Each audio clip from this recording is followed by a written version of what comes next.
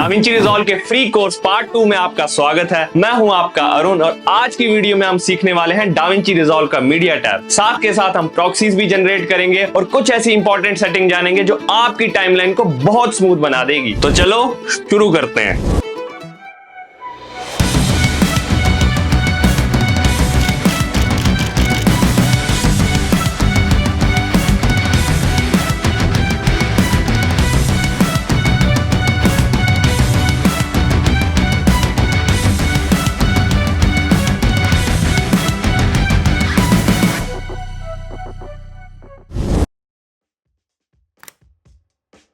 जैसे ही मैं da Vinci resolve खोलूंगा, सबसे पहले मैं एक नया प्रोजेक्ट क्रिएट करूंगा। प्रोजेक्ट क्रिएट करने के बाद मैं सीधे मीडिया टैब पर जाऊंगा और मीडिया टैब पे जाने के बाद मेरा सबसे पहला स्टेप होगा अपने मीडिया को इंपोर्ट करके लाना। उसके बाद हम मीडिया टैब की जरूरी इंफॉर्मेशन समझेंगे। मीडिया को इंपोर्ट करने के ना 3 तरीके हैं। सबसे पहला, अगर आप डाविंची के मीडिया टैब पे देखोगे ना, लेफ्ट टॉप कॉर्नर पे आपको एक फोल्डर का ऑप्शन नजर आएगा। अब उस फोल्डर में अपना नेसेसरी फोल्डर ढूंढो। जैसे मेरा एक एग्जाम्पल फोल्डर के नाम से बनाया हुआ है ऑलरेडी। तो जैसे ही मैं अपनी क्लिप को ड्रैग एंड ड्रॉप करके मास्टर पे लाऊंगा तो मेरे पहले तरीके से मेरा मीडिया इंपोर्ट होके आ जाएगा। अब दूसरा तरीका, अब जो ये मास्टर बॉक्स आपको नजर आ रहा है बॉटम में, अब इस मास्टर बॉक्स पे अगर मैं राइट क्लिक करूंगा, मेरे को एक ऑप्शन नजर आएगा इंपोर्ट मीडिया का। जैसे ही मैं उस पे क्लिक करूंगा, मेरे सामने एक और एक विंडो पॉपअप होगी। अब उस विंडो से मैं अपने नेसेसरी फोल्डर पे जाऊंगा। फॉर एग्जाम्पल, जैसे अरुण पे क्लिक करके मैं मूवीज पे क्लिक करता हूँ और एग्जाम्पल फोल्डर में जाके अपनी क्लिप पे क्लिक करता हूँ और अपने मीडिया को इंपोर्ट करके ले आता हूँ। ये हो गया दूसरा तरीका। अब तीसरा तरीका जो मेरा बहुत ही पर्सनली फेवरेट है और मोस्ट ऑफ द एडिटर ये यूज करते हैं। अब इसी मास्टर बॉक्स पे मैं जैसे ही कमांड आई प्रेस करूंगा, अगर विंडोज यूज करते हो तो कंट्रोल आई प्रेस करूंगा तो सेम मेरे सामने वही चीज पॉपअप होगी। फिर से मैं अपने मीडिया ढूंढूंगा और अपनी क्लिप को इंपोर्ट करके ले आऊंगा। तो ये था तीसरा और सबसे बेस्ट वे मीडिया इंपोर्ट करने का। अब इंपोर्ट करने के बाद क्या जरूरी चीजों का ध्यान रखना चाहिए जानते हैं। अब जो क्लिप में इंपोर्ट करके लाया हूं, जैसे ही मैं उस पर क्लिक करूंगा और राइट टॉप सेक्शन में आपको एक मेटा डाटा वाला ऑप्शन नजर आएगा। जैसे ही मैं उस पर क्लिक करूंगा, मेरे को इस क्लिप की नेसेसरी इंफॉर्मेशन मिल जाएगी। जैसे ये कौन से फ्रेम रेट पे शूट हुई है और इसका रेजोल्यूशन क्या है। अगर मेरे केस में देखोगे तो ये 25 फ्रेम पर सेकंड पे शूट हुई है और इसका रेजोल्यूशन 4K है। अब इसी के बेसिस पे मैं मास्टर सेटिंग करूंगा। मास्टर सेटिंग करने के लिए बॉटम में आपको एक प्रोजेक्ट सेटिंग का ऑप्शन नजर आएगा। जैसे ही आप उस पर राइट क्लिक करोगे, आपके सामने एक और एक विंडो पॉपअप होगा। उस विंडो पॉपअप होने के बाद आपने टाइमलाइन फॉर्मेट का जो ऑप्शन नजर आ रहा है, उसी बॉक्स के अंदर सिर्फ चीजों को चेंज करना है। जैसे मेरे केस में मैं अपनी क्लिप की रेजोल्यूशन जैसे 4K है तो 4K पे सेट करूंगा। मेरे क्लिप का फ्रेम रेट अगर 25 है तो यहां जाके मैं टाइमलाइन फ्रेम रेट को 25 पे सेट कर दूंगा और सेव वाले ऑप्शन पे क्लिक कर दूंगा। तो मेरी जो पहली मास्टर सेटिंग है वो कंप्लीट होके रेडी है। अब ये सेटिंग करने का सबसे बड़ा बेनिफिट यही है कि हमारा जो पीसी है वो बहुत कम लैग करेगा। अब हम देखते हैं कि प्रॉक्सीज कैसे जनरेट करते हैं। प्रॉक्सीज जनरेट करने के लिए आपको डाविंची रिजॉल्व के बाहर जाने की जरूरत नहीं है। अगर आपके पास 10 या 15 क्लिप्स है तो आप डाविंची रिजॉल्व के अंदर ही प्रॉक्सी जनरेट कर सकते हो। और प्रॉक्सी जनरेट करना बहुत ही ज्यादा जरूरी है अगर आपने अपने टाइमलाइन को स्मूथली रन करना है। तो प्रॉक्सी जनरेट करने के लिए आपने मास्टर बॉक्स में ही अपनी क्लिप पे राइट क्लिक करना है। जैसे ही आप उस पे राइट क्लिक करोगे, आपके सामने कुछ ऑप्शंस नजर आएंगे। उन ऑप्शंस में आपने सीधा प्रॉक्सी मीडिया वाले ऑप्शन पे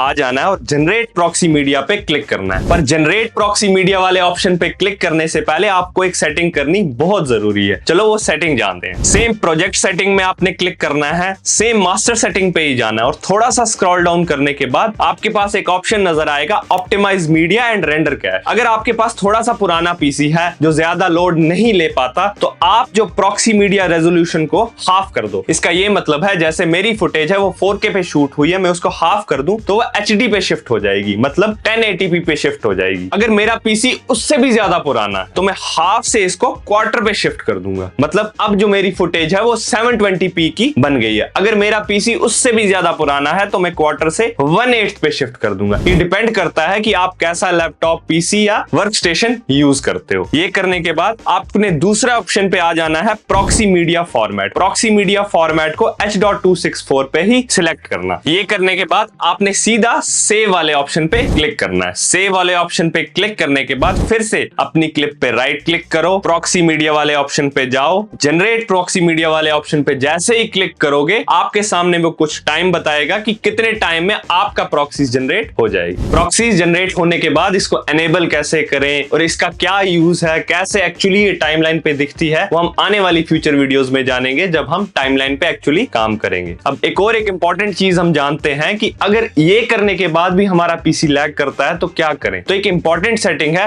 मैं आपको बता रहा हूं, आप कर लेना। तो सीधे आपको एक प्लेबैक का ऑप्शन नजर आ रहा होगा, उस प्लेबैक वाले ऑप्शन पे जाके टाइमलाइन प्लेबैक रेजोल्यूशन को क्वार्टर या हाफ पे सेट कर लेना। ये सेम चीज जैसे प्रॉक्सीज करती है, सेम चीज ये भी करती है। फॉर एग्जांपल मेरे टाइमलाइन पे 4K फुटेज है, बट मेरा पीसी इतना लोड नहीं उठा रहा कि वो टाइमलाइन पे 4K फुटेज को स्मूथली रन करे, तो उस टाइम मैं 4K को हाफ पे कन्वर्ट कर दूंगा, मतलब 1080p पे ले आऊंगा। अगर फिर भी लोड नहीं उठा रहा तो मैं उसको 720p पे ले आऊंगा। एंड ये सेटिंग करने के बाद आप घबराना नहीं, एक्सपोर्ट के टाइम ये आपकी रेंडर सेटिंग को बिल्कुल नहीं छेड़ेगा। अगर आपको फुटेज 4K में चाहिए एक्सपोर्ट के टाइम तो ये आपको 4K में ही प्रोवाइड करेगा। ये सेटिंग हम इसीलिए करते हैं कि हमारा जो टाइमलाइन है वो स्मूथली वर्क करे। जो मैंने आपको मीडिया इंपोर्ट करना सिखाया या प्रॉक्सी जनरेट करना बताया, तो वो सिर्फ आप मीडिया टैब पे नहीं कर सकते, वो आप कट टैब पे भी कर सकते हो, टाइमलाइन टैब पे भी, जिसको हम एडिट टैब बोलते हैं, उस पे भी कर सकते हो। तो मीडिया टैब यहाँ पे खत्म होता है। जो जरूरी चीजें आपको मीडिया टैब के बारे में आनी चाहिए